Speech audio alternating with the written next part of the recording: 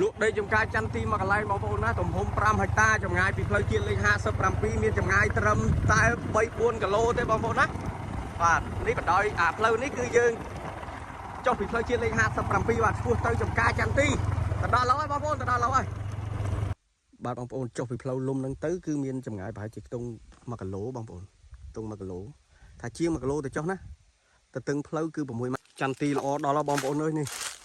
ពេញប្រមូលផលតែម្ដងណាបងប្អូនហើយបើនិយាយពីកម្រិតដាំពីមួយដើមទៅមួយដើមគឺមានកម្រិតប្រហែលជាខ្ទង់7ម៉ែត្របងប្អូន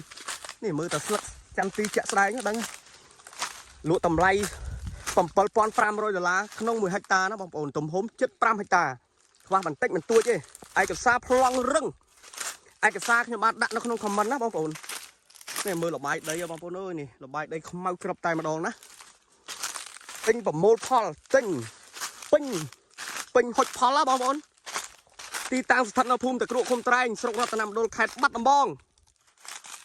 ចំនួនចន្ទទីនៅលើផ្ទៃដីសរុបហ្នឹងគឺមានចំនួន1650ដើមមានចំនួន1650ដើមក្បាលជាប់នឹងផ្លូវមានប្រវែង150ម៉ែត្រផ្លូវទទឹង6ម៉ែត្របើយើងគិតចម្ងាយពីផ្លូវជាតិលេខ57គឺមានចម្ងាយប្រហែលជាខ្ទង់3គីឡូណាបងប្អូន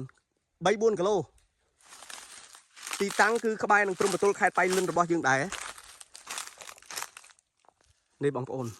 មើលទៅត្រួយចន្ទទីនេះជាក់ស្ដែងណាបាទល្អខ្លាំងណាស់ល្អដោយសារតែដីមានជីវជាតិប្រភេទដីខ្មៅបងប្អូនអើយបាទសូមបញ្ជាក់ម្ដងទៀតថាតម្លៃគឺ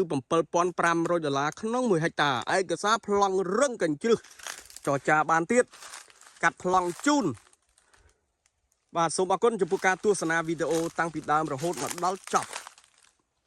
បើមានចំណាប់អារម្មណ៍តាក់ទងតាមរយៈលេខទូរស័ព្ទ